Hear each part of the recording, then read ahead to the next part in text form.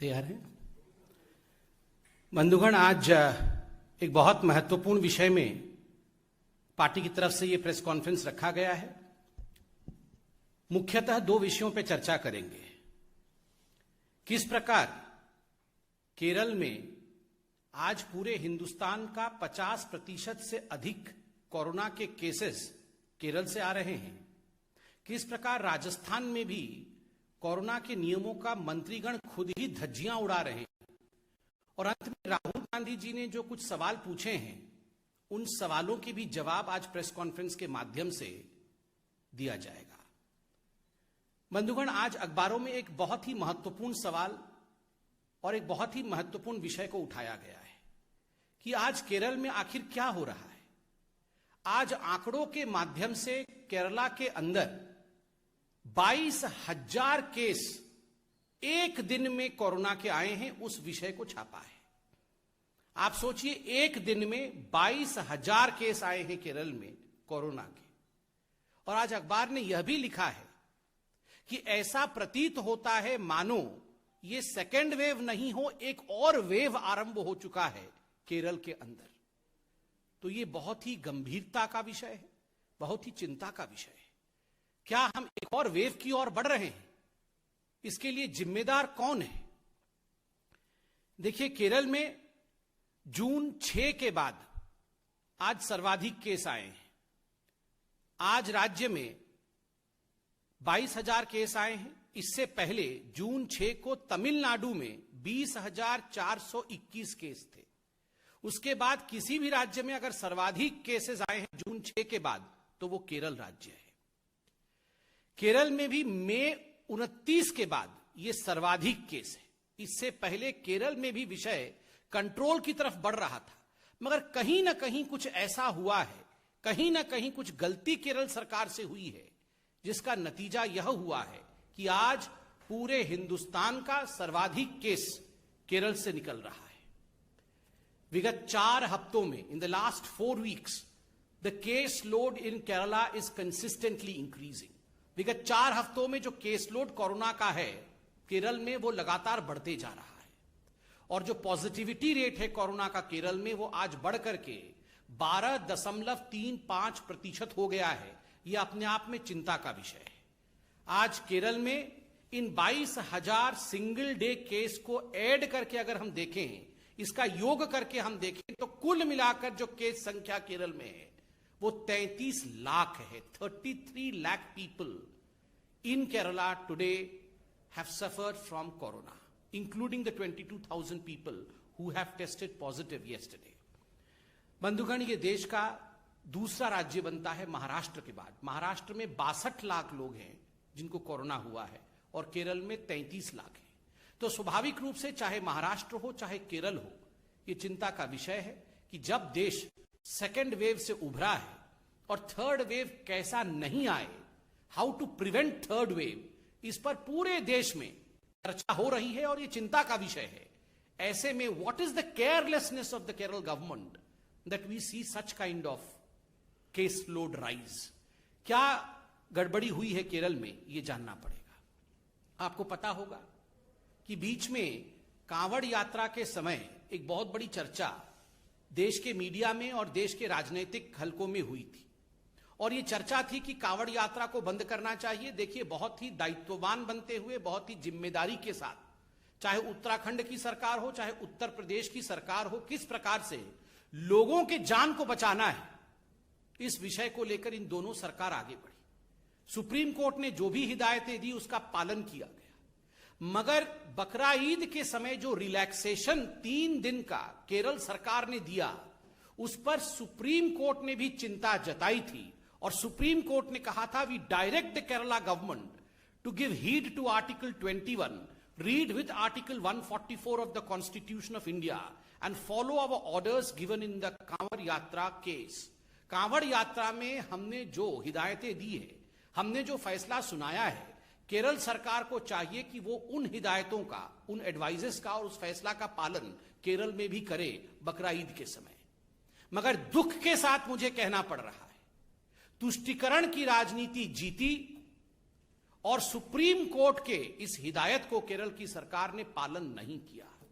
नतीजा 22,000 केस आज केरल के अंदर आए हैं। नतीजा आज केरल एक दूसरे वेव की ओर बढ़ रहा है। ये तुष्टीकरण आप सोचिए किस हद तक हमारे राजनेताओं को क्या क्या करा सकता है।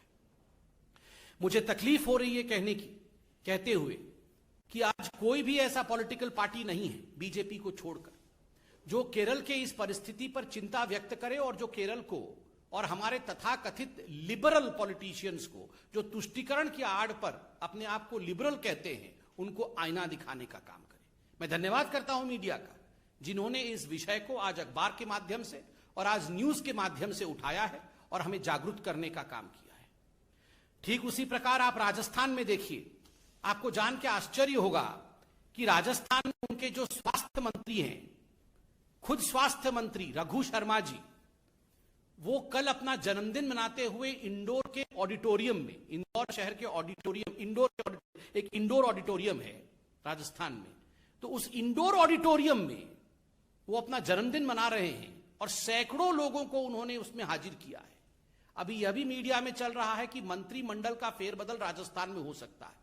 तो शक्ति प्रदर्शन करने के लिए कि हमारे पास ज्यादा लोग हैं, यह दिखाने के लिए रघु शर्मा जो स्वास्थ्य मंत्री हैं वो जिस प्रकार का व्यवहार कर रहे हैं, सैकड़ों लोगों को कहीं ना कहीं वो खतरे में डाल रहे हैं कोविड रिस्ट्रिक्शन हटा करके।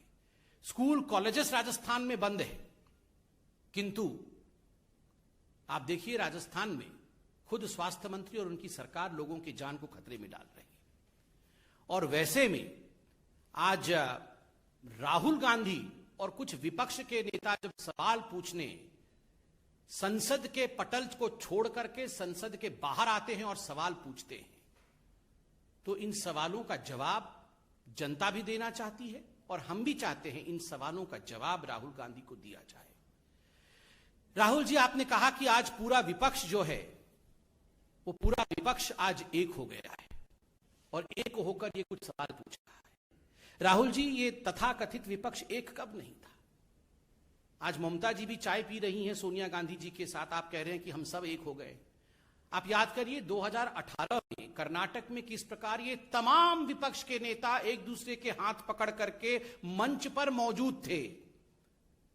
ममता जी, मायावती जी, सोनिया जी, ये सारे लोग मंच पे मौजूद थे और कह रहे थे हम तमाम नेता एक होकर भारतीय जनता पार्टी को हराएंगे, हम मोदी जी के विचारधारा के खिलाफ अपनी आवाज को बुलंद करेंगे। क्या नतीजा हुआ? क्या नतीजा हुआ? जनता जनार्दन है।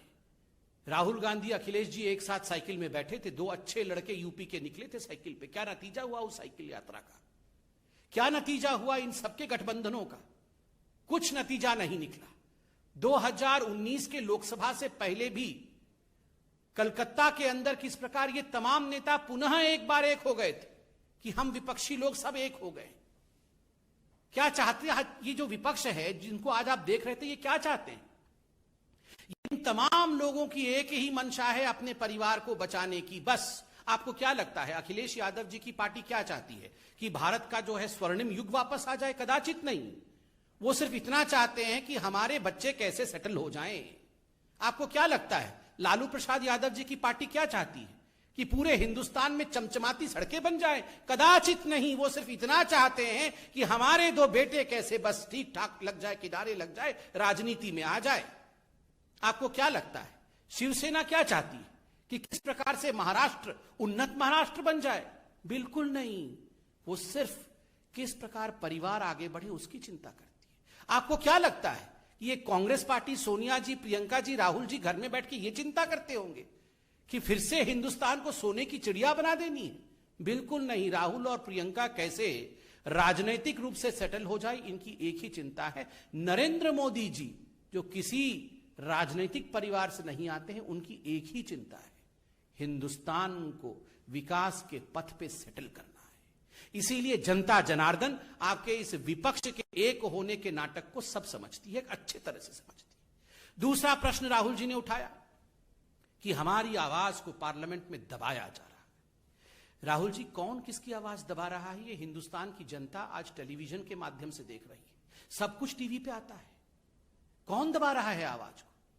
मैं जनता से पूछता हूं, मैं भी साधारण व्यक्ति हूं। आप बताइए, ये कोविड के समय जब दूसरी लहर चल रही थी, जिस समय कई लोग अपना दम तोड़ रहे थे, ये सारे कांग्रेस के नेता ये क्या कह रहे थे? राहुल जी क्या कह रहे थे? अभी बुलाओ, विशेष सत्र बुलाओ, अभी हम कोरोना के ऊपर चर्चा करना चाहते हैं। We want to discuss about corona, we want to discuss about Covid. उस समय आप विशेष सत्र बुलाना चाहते थे। आज वास्तविक सत्र चल रहा है, उसमें एक दिन कोरोना के ऊपर चर्चा नहीं, एक दिन कोविड के ऊपर कोई चर्चा नहीं। जब आदरणीय प्रधानमंत्री खुद कहते हैं आप तीक्ष्ण सवाल पूछिए, कठिन सवाल पूछिए, हम जवाब देंगे, यही लोकतंत्र है, तो आप सवाल पूछते नहीं है कोरोना पे। जब आदरणीय प्रधानमंत्री जी मीटिंग रखवाते हैं, सभी पार्टी के लोग, सभी दल के लोग आए, हम एकजुट होकर बैठेंगे, तीसरी लहर में किस प्रकार लड़ाई लड़नी है, हर जिले में कैसे एक ऑक्सीजन प्लांट खुलना है, उस पर हम चर्चा करेंगे। ये कांग्रेस वाले नदारत रहते हैं, उस समय वो दिखते नहीं है, वो उस मीटिंग का बहिष्कार करते हैं। जनता जनार्दन सब देख रही है। राहुल गांधी, आज आप कह रहे हैं हमारे लिए पेगासस सबसे महत्वपूर्ण है। हमारे एक झूठे मुद्दे को, एक मैन्युफैक्चर्ड मुद्दे को आप कह रहे हैं कि यह हमारे लिए सबसे महत्वपूर्ण है, हमारे लिए कोरोना महत्वपूर्ण नहीं है। आप लोगों के जीवन के साथ खिलवाड़ कर रहे हैं। लोगों ने आपके कुछ सांसदों को चुना है और भेजा है, उन इलाकों के लोगों का जीवन भी महत्वपूर्ण है, उनके साथ खिलवाड़ करना उचित नहीं है, यह आपकी जिम्मेदारी नहीं है। आप जनता जनार्दन की आवाज को दबा रहे हैं पार्लियामेंट में। तीसरी बात, राहुल गांधी ने कहा कि उनके फोन में हथियार डाल दिया गया है, कि हमारे फोन में हथियार डाल दिया गया है। राहुल जी, हथियार डाल दिया गया है आपके फोन में, तो आप इतने दिन तक बैठे क्यों हुए? आपको पता है आपके फोन के अंदर हथियार है। आप हथियार निकालने के लिए फॉरेंसिक डिपार्टमेंट गए, आप पुलिस थाने में जाके हथियार निकालने के लिए एफआईआर किया आपने। आप बताइए, आपको अगर हम में से किसी को पता चल जाए कि हमारे फोन के अंदर हथियार है, तो हम हाथ पैर धर के घर में बैठेंगे? बिल्कुल नहीं। हम जाके हथियार निकालें? कोई हथियार नहीं है। जो चीज है नहीं उसका हथियार बना करके पार्लियामेंट को रोकना, एक नॉन एग्जिस्टेंट इशू को इशू बना करके किस प्रकार वो हथियार के रूप में काम करे, ताकि ये लोग पार्लियामेंट से नदारत रहे, ताकि असली मुद्दों पर चर्चा ना हो, ताकि पार्लियामेंट स्टॉल हो जाए, यही इनका हथियार है। आज भी इस मंच से मैं कहना चाहूंगा, राहुल जी, आपके फोन में हथियार है तो तुरंत फोन को जाके पार्लियामेंट के थाना में आप सरेंडर करिए, हथियार निकलवाइए। हथियार रख के फोन में मत चलिए, ये अच्छी बात नहीं है। राहुल जी, आपने कहा कि हम पार्लियामेंट को डिस्टर्ब नहीं कर रहे हैं और पेगासस पे सरकार को चाहिए कि बिल्कुल उत्तर दे दे, और हम अपनी जिम्मेदारी को पूरी कर रहे हैं पार्लियामेंट। राहुल जी, पेगासस पर ही आईटी मंत्री अश्विनी वैष्णव जी पार्लियामेंट में उत्तर दे रहे थे, लिखित उत्तर दे रहे थे, जो लिखा हुआ है उससे पढ़कर उत्तर दे रहे थे। आपके सभी प्रश्नों के, आपके सभी संशयों का उत्तर दिया जा रहा था। मगर आप लोगों ने क्या किया?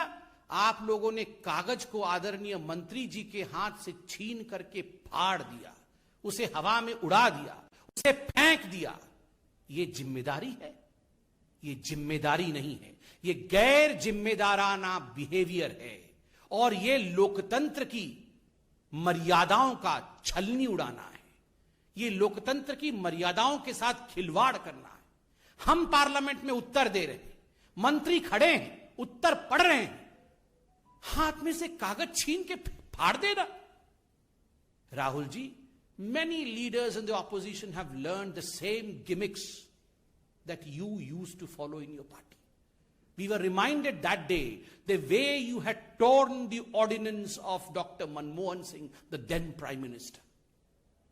उस समय के प्रधानमंत्री डॉक्टर मनमोहन सिंह जी के ऑर्डिनेंस को आपने जिस प्रकार फाड़ करके कागज को उड़ाया था ना, ठीक उसी प्रकार आपसे सीखकर आज कुछ आपके अनुयायी मंत्रियों के कागजों को संविधान के सबसे बड़े मंदिर के पटल पर फाड़ कर फेंक रहे हैं। ये जिम्मेदारी नहीं है।